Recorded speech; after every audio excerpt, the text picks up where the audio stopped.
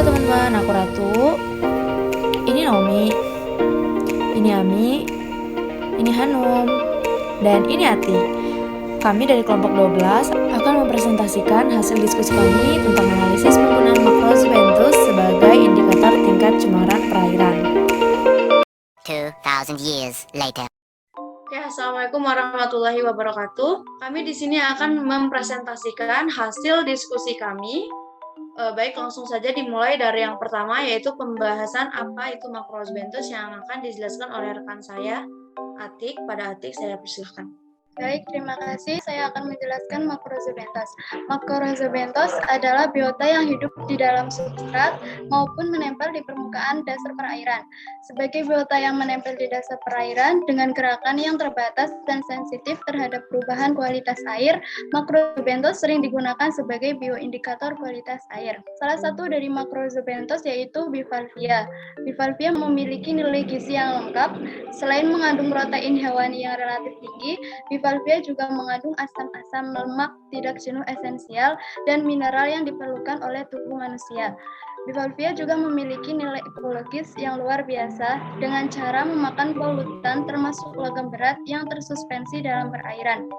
Di samping itu, kemampuan hidupnya yang relatif lebih tahan terhadap polutan dibanding ikan mampu hidup dalam lumpur yang kering saat musim kemarau, membuat bivalvia amat tepat dimanfaatkan sebagai pembersih lingkungan. Apalagi kerang bisa membersihkan polutan logam berat yang relatif cepat. Baik, saya serahkan kepada moderator. Detail banget ya penjelasan dari Atik tadi. Selanjutnya kita beranjak ke pembahasan yang selanjutnya, yaitu ada pembahasan apa itu gastropoda yang akan dijelaskan oleh rekan saya Ami. Pada Ami, saya persilahkan. Oke, terima kasih. Jadi saya di sini akan menjelaskan mengenai apa itu gastropoda. Jadi gastropoda merupakan salah satu kelas dari film molluska yang hidupnya ini di darat, sungai, laut, atau di peralihan antara darat dan laut. Biasanya hewan ini melekat pada akar atau batang mangrove atau pada permukaan substrat. Gastropoda ini cocok dijadikan sebagai bioindikator karena hidupnya ini cenderung menetap, terus pergerakannya yang terbatas, lalu suka melekat pada substrat dan peka terhadap perubahan lingkungan yang ada. Kemudian saya kembalikan kepada moderator. Kita langsung saja ke bagian yang ketiga yang akan dijelaskan oleh saya sendiri. Nah, di bagian ketiga ini akan membahas apa saja sih faktor-faktor yang mempengaruhi kehidupan makrosebentus di suatu perairan. Nah, faktor-faktor itu ada 5. Yang pertama itu ada suhu. Jadi, makrosebentus itu layak hidup dalam suhu berkisar 20-30 derajat Celcius. Nah, kalau misalnya di suhu ini, itu udah cukup banget untuk mendukung kehidupan makrosebentus di suatu perairan. Yang kedua ada pH. Nah, si pH ini kebanyakan biota akuatik itu sensitif terhadap perubahan pH. Dan mereka menyukai kisaran pH sekitar 7-8,5. Faktor yang ketiga ada arus. Nah, ketika kecepatan arus tinggi dalam suatu perairan, maka itu akan menyebabkan perairan tersebut didominasi oleh tipe substrat berpasir. Nah, sebaliknya, ketika kecepatan arus rendah di suatu perairan, maka perairan tersebut akan didominasi oleh tipe substrat yang berlumpur. Ke faktor yang keempat, yaitu ada kedalaman. Ketika perairan dangkal, itu maka keanekaragaman makrosebentusnya itu lebih banyak dibandingkan si perairan yang lebih dalam. Di faktor yang terakhir ini ada disulfat oksigen atau DO. Nah, si DO ini biasanya disebut dengan oksigen terlarut. Oksigen terlarut itu sangat dibutuhkan oleh organisme akuatik untuk proses respirasi. Oksigen terlarut ini atau DO ini juga merupakan kebutuhan dasar untuk hewan yang ada di perairan untuk menunjang kehidupan hewan tersebut gitu. Jadi faktor-faktor yang mempengaruhi kehidupan makrosebentus itu ada 5. Baik, itu saja penjelasan dari saya. Oke, pembahasan selanjutnya yaitu mengenai manfaat makrosebentus sebagai indikator pencemaran perairan yang akan dijelaskan oleh rekan saya, Nisrin Hanum. Oke, terima kasih Ratu. Selanjutnya saya akan menjelaskan manfaat makrosebentos sebagai indikator pencemaran perairan. Penggunaan makrosebentos sebagai bioindikator ini memiliki beberapa keuntungan dan juga manfaat, yaitu mampu merefleksikan kondisi lokal suatu ekosistem suatu perairan Lalu Macrozobenthes sendiri mempunyai siklus hidup yang relatif panjang, yaitu lebih dari 1 tahun. Selanjutnya, Macrozobenthes mudah disampling dan tingkat sensitivitas Macrozobenthes yang beragam terhadap suatu polutan. Dan yang terakhir, keberadaannya relatif melimpah. Jadi, dengan adanya Macrozobenthes di suatu perairan, kita dapat dengan mudah menganalisis tingkat pencemaran perairan tersebut.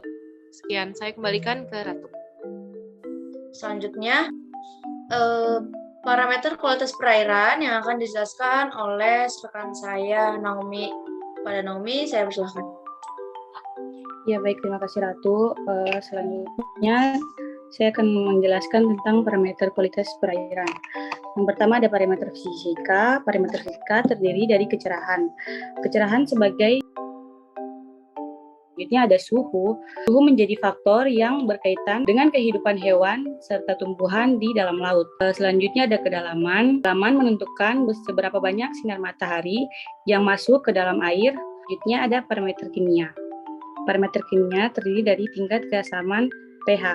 Kualitas air yang baik harus memiliki pH yang netral, tidak terlalu asam ataupun basah. Parameter ini menilai tingkat kesuburan perairan dan kehidupan makhluk hidup. Selanjutnya ada oksigen terlarut atau DO. Semakin tinggi oksigen terlarut, semakin baik pula kualitas air. Selanjutnya ada salinitas. Salinitas merupakan totalitas konsentrasi dari semua ion terlarut di dalam air. Selanjutnya ada alkalinitas. Alkalinitas merupakan kapasitas air dalam menentukan tambahan dari asam tanpa menurunkan tingkat pH. Sekian dan terima kasih. Saya kembalikan kepada rekan saya, Ratu. Oke, ternyata penjelasan dari Naomi tadi adalah pembahasan terakhir dari materi yang telah kami diskusikan. Saya sebagai moderator akan menjelaskan kesimpulan dari presentasi kami, yaitu menjawab pertanyaan bagaimana analisis penggunaan Macrozobenthes khususnya bivalvia dan gastropoda sebagai indikator tingkat pencemaran perairan. Jadi gastropoda di suatu perairan, maka perairan tersebut dapat dikatakan tercemar berat. Sedangkan untuk bivalvia, jika dalam suatu perairan tersebut terdapat bivalvia, maka perairan tersebut bisa dikatakan tercemar sedang. Jadi penjelasan Macrozobenthes itu sangat berpengaruh terhadap parameter kualitas pencemaran suatu perairan.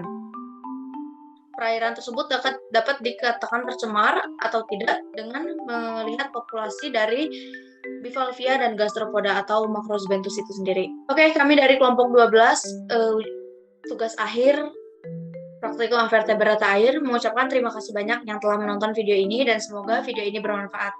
Dan kami juga mengucapkan mohon maaf sebesar-besarnya apabila terdapat kesalahan dalam kami menyampaikan materi ini. Itu saja dari kami, kelompok 12.